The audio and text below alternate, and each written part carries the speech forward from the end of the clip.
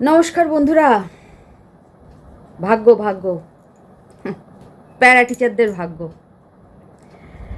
প্যারা টিচারদের ভাগ্য বলার আগে আপনাদেরকে সবাইকে স্বাগত জানাই আমার এই চ্যানেলে। আমরা প্যারা টিচাররা আমাদের মন্ত্রীদের নজরে বহুদিন থেকে আছি, বিশেষ করে বর্তমানে যে মন্ত্রীরা আছেন। আমাদের মাননীয় মুখ্যমন্ত্রী আমাদের নাম উল্লেখ করে আলাদাভাবে বক্তৃতা দিয়েছেন যে আমাদের মাইনে এই মাস থেকে বাড়ার কথা। ভাগ্য, ওই যে বললাম ভাগ্য। খুব আনন্দ হচ্ছে জানেন তো, মানে এত আনন্দ হচ্ছে যেটা আমি ভাষায় প্রকাশ করতে পারছি না, যে আমাদের মাইনে বাড়েনি আর সকলের বেড়ে গেল। সকলের, আমাদের না।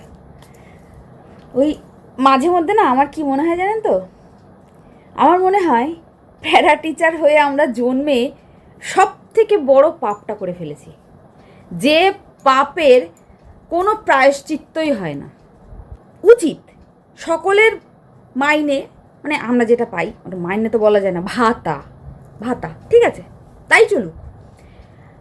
যে দিদিরা রান্না করেন অনেক দিন তাদের ভাতা বৃদ্ধি হতো না, তাদের ভাতা বৃদ্ধির জিও বেরিয়ে গেছে। আশা দিদি, অঙ্গনওয়াড়ি দিদি যারা কাজ করতেন তাদেরও বেড়েছে। আজকে সিভিক ভলেন্টিয়ারদেরও ভাতা বৃদ্ধি হলো।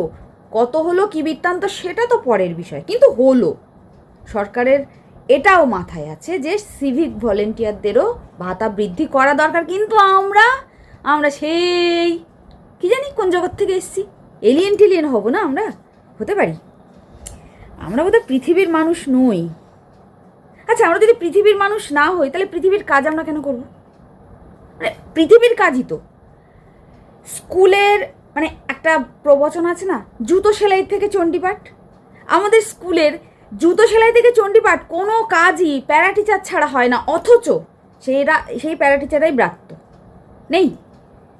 প্যারা টিচারদের নাম সবার মনে আছে, প্যারা টিচাররা কী কাজ করে সেটাও সবাই জানে, কিন্তু ভাতা বৃদ্ধির জিও আর বেরোয় না।